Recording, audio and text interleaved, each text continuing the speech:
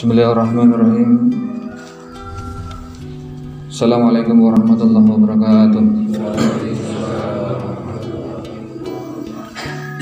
Innal hamdalillah nahmaduhu wa nasta'inu wa nastaghfiruh wa na'udzu billahi min shururi anfusina wa min sayyiati a'malina.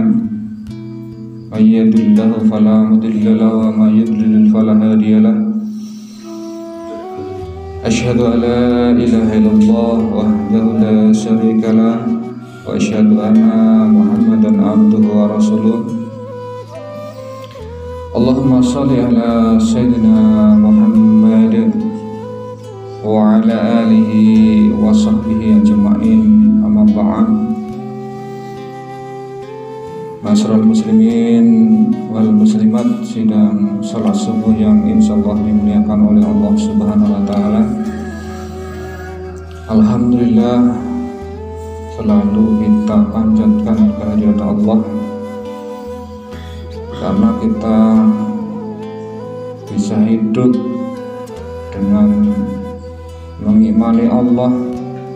Itu adalah nikmat yang paling utama, nikmat yang paling agung, nikmat yang paling mulia. Salawat serta salam semoga tetap terlimpah curahkan kepada uswah hasanah kita Habibana wa Nabiyana Muhammad sallallahu alaihi wasallam, pun pula kepada keluarga beliau, para sahabat, para tabi'in dan umatnya, dan mudah-mudahan kita semuanya nanti kelak di akhirat mendapatkan syafaatnya. Allahumma amin ya rabbal alamin. Jamaah sholat subuh yang insyaallah dimuliakan oleh Allah Subhanahu wa taala. Sedikit saya ingin menyampaikan pada kesempatan yang berbahagia ini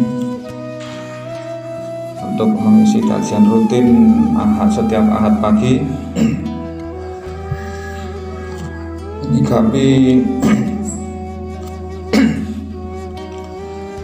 menyikapi fenomena di medsos ini. Banyak orang yang murtad. Kalau alhamdulillah di Plumpong atau mungkin di sekitar kita kan alhamdulillah ya tidak ada. Tapi betapa banyak di media sosial, di YouTube bahkan banyak testimoni orang-orang yang murtad. Maka insya Allah ingin saya bicarakan pada kesempatan yang berbahagia ini adalah bagaimana kita menyikapi fenomena tersebut. Allah Subhanahu wa taala berfirman, A'udzu billahi samii'il 'aliim minasyaitonir rajiim. Yarfa'illahu alladziina aamanu minkum walladziina utul 'ilma darajat.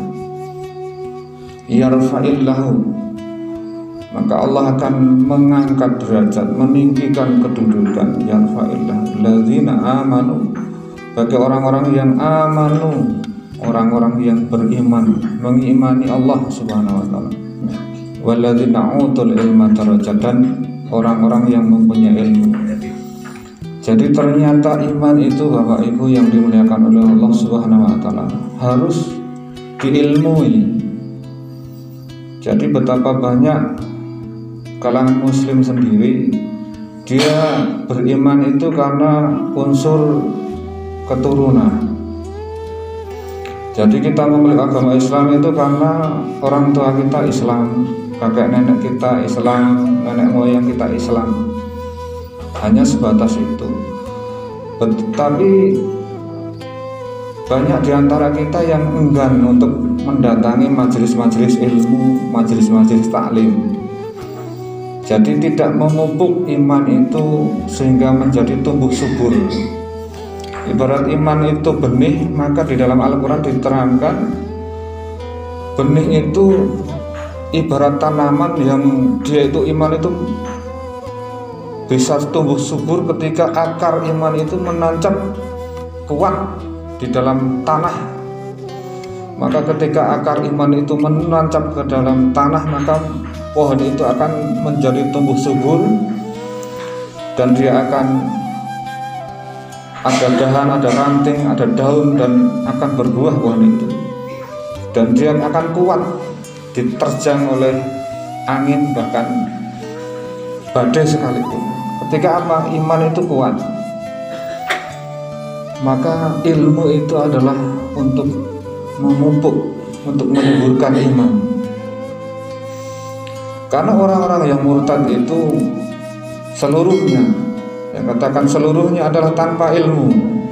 Mereka bodoh dalam agama, walaupun pintar secara akademik, mungkin sarjana, mungkin dia magister atau mungkin doktor atau profesor, tapi kan dia minim ilmu agama, maka dia keluar dari Islam. Na'udzubillah min dzalik. Maka ilmu agama itu adalah kita tanamkan sejak dini kepada anak-anak kita, putra putri kita.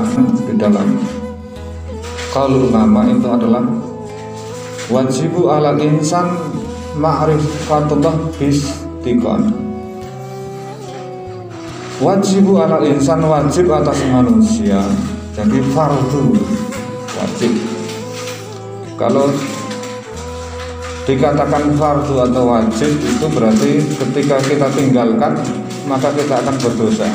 Di dalam sebuah hadis dikatakan kullu mauludin yuladu ala fitrah. Jadi setiap anak, setiap yang lahir itu dalam keadaan fitrah, mengimani Allah. Mengimani Allah.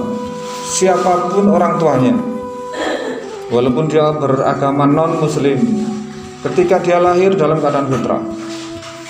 Karena apa? Sebelum lahir ada perjanjian dengan Allah di alam ruh. Alastu bi rabbikum, apakah aku ini Tuhanmu, kata Allah. Maka ketika sebelum ditiupkan ruh ke dalam jasad kita bersaksi, qalu bala syahidna, ya Allah, aku bersaksi bahwa Engkau adalah Tuhanku. Maka ketika kita, ruh kita semuanya sebelum lahir ke dunia ini bersaksi bahwa Allah sebagai satu-satunya ilah, Allah sebagai satu-satunya Tuhan, maka kita terlahirkan ke alam semesta. Maka fa'abawahu, maka orang tuanya yang dia bisa menjadikan Yahudi, au Nasrani, orang-orang Nasrani, au Majusani, orang-orang Majusi. Artinya apa? Pengaruh pendidikan ini adalah ketika seorang anak melihat orang tuanya. Jadi mau jadi apapun putra putri kita adalah tergantung dari kedua orang tuanya. Mereka akan melihat apa yang kita lakukan. Anak-anak soleh itu melihat orang tuanya juga soleh. Ada orang tuanya tidak soleh, anaknya soleh tapi itu langka. Tapi kebanyakan dari anak yang soleh itu lahir dari orang tua yang soleh.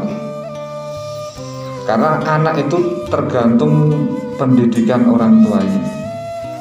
Maka ketika dari sedini mungkin dari kecil kita mengarahkan anak kita, putra putri kita untuk mengenal agama, maka insya Allah akan selamat hidupnya.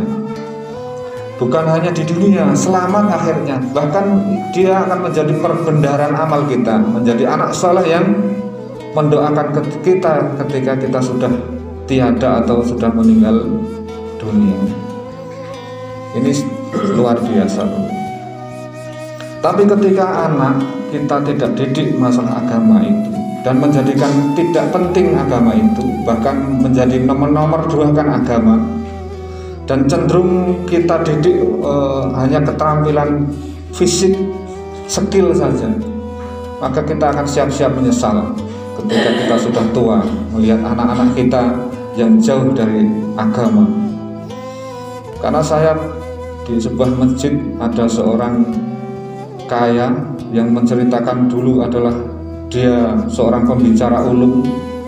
Setiap dia bicara itu bukan ratusan ribu, bahkan jutaan, bahkan puluhan juta. Saya mendengar cerita beliau ketika beliau bicara dulu, tapi sekarang pun masih kaya dan jadi donatur tetap di sebuah masjid, dan punya anak seorang profesor doktor juga. Bahkan anaknya ini kalau jalan-jalan bukan hanya di dalam negeri tapi di luar negeri. Tapi kata bapak itu, donatur masjid itu, saya menyesal walaupun anak saya sekarang secara akademis, secara materi dia kaya, berpendidikan, tapi dia jauh dari agama. Dan saya di sini menjadi donatur ini di masjid ini. Saya ingin anak-anak di kampung ini pergi datang ke masjid untuk mengaji. Lalu ustazah itu digaji oleh beliau, dan anak-anak yang datang ke tempat majelis itu yang TPQ dan juga tahfidz itu diberi jajan setiap anak, dan puluhan anak datang ke masjid itu untuk belajar agama. Beliau menyesal kenapa anak beliau itu tidak dididik masalah agama, karena ketidakfahaman agama ini menimbulkan permasalahan itu. Bapak Ibu yang dimuliakan oleh Allah Subhanahu wa taala, maka orang-orang yang, kita kembali kepada murtad tadi, orang-orang yang keluar Islam itu biasanya memang jauh dari agama dan tidak paham agama. Karena apa? Agama Islam itu adalah kebenaran yang universal, yang tidak mungkin bisa dibantah oleh orang-orang yang dia berilmu. Karena kalau bicara agama, maka kita akan bicara tentang informasi atau sumber informasi agama. Tidak mungkin orang yang berbicara tentang sesuatu yang di luar logikanya, yang dia imani, tapi dia berbicara tanpa dasar, tanpa sumber yang jelas. Maka satu-satunya agama yang punya sumber yang jelas, di dalam Al-Quran dikatakan, A'udzubillahi samiil alim minasyaitonir rajim, alif lam mim, dzalikal kitabul la raiba fihi hudal lil muttaqin. La raiba, tidak ada keraguan di dalam Al-Quran ini. Hudal linas, hudal lil muttaqin, petunjuk bagi orang-orang yang bertakwa, orang yang takut kepada Allah. Jadi Al-Quran adalah tidak ada keraguan di dalamnya. Diuji oleh bukan hanya sebuah keyakinan, tapi diuji oleh masa, diuji oleh waktu, diuji oleh ilmuwan. Jadi sumber agama bicara tentang Tuhan, tentang Allah, tentang malaikat, tentang rasul-rasul, kisah-kisah dari Nabi Adam sampai Nabi Muhammad, bercerita tentang surga dan neraka. Itu adalah sesuatu yang tidak bisa kita ukur dari segi logika kita.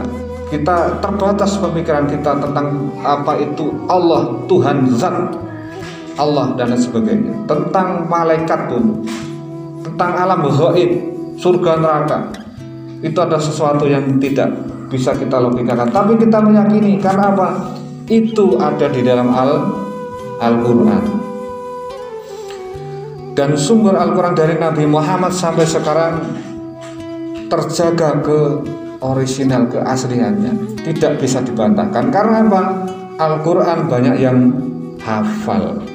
Dari sejak Nabi Muhammad sampai sahabat, sampai tabi'in, tabi'in sampai ulama, dan bahkan anak-anak pun banyak yang hafal Al-Quran. Maka tidak mungkin Al-Quran bisa dipalsukan. Dan Al-Quran ini terjaga kemurnian, keasliannya. Maka ketika kita bisa menjelaskan itu, lalu kita mempertanyakan kitab mana yang sampai sekarang bisa terjaga keasliannya, maka tidak ada selain Al-Quran. Masa kitab suci yang tidak murni, yang sudah diubah menjadi dasar pijakan berpikir atau sumber hukum atau sumber informasi, maka dari sini kita sudah bisa menentukan, alhamdulillah oleh Allah Subhanahu wa taala, kita termasuk orang-orang yang diselamatkan oleh Allah. Dan mudah-mudahan kita selalu menjaga iman ini dan menumbuhkan iman ini, sehingga iman itu menjadi tumbuh subur, dan akhirnya dari iman yang kuat ini maka lahirlah amal-amal yang soleh. Dan pesan setiap kenapa wajib seorang khatib menyampaikan di dalam khutbahnya wasiat takwa. A'udzubillahi minasyaitonirrajim. Ya ayyuhalladzina amanu ittaqullaha haqqa tuqatih wa la tamutunna illa wa antum muslimun. Wahai orang-orang yang beriman, takutlah kalian kepada Allah dan janganlah kalian mati kecuali mati dengan membawa Islam, mati dalam keadaan iman kepada Allah Subhanahu wa ta'ala. Maka Bapak Ibu yang dimuliakan oleh Allah Subhanahu wa ta'ala, alhamdulillah kita syukuri nikmat iman itu dengan senantiasa thalabul ilmi, mendatangi majelis-majelis ilmu, majelis-majelis taklim dimanapun kita mungkin jumpai. Man arada dunya fa'alai bi ilmi wa man arada al-akhirah fa'alai bi ilmi wa man aradahuma fa'alaihi bi ilmi. Kalau kita ingin dunia, maka syaratnya harus dengan ilmu. Kalau ingin akhirat, syaratnya dengan ilmu. Kalau ingin kedua-duanya, harus dengan ilmu. Maka iman dan ilmu itu akan mengangkat derajat kita. Dengan iman dan ilmu, maka insya Allah akan diangkat derajat kita. Ketika hanya dengan iman saja, tidak akan diangkat derajat kita. Maka sertai iman itu dengan selalu memupuknya dengan ilmu. Demikian Bapak Ibu yang dimuliakan oleh Allah Subhanahu wa ta'ala, majelis subuh ini mudah-mudahan bermanfaat. Segala kesalahan datang dari saya mohon maaf. Dan kita tutup dengan kafaratul majelis. Subhanakallahumma wa bihamdika asyhadu alla ilaha illa anta astaghfiruka wa atubu ilaik. Wassalamualaikum warahmatullahi wabarakatuh.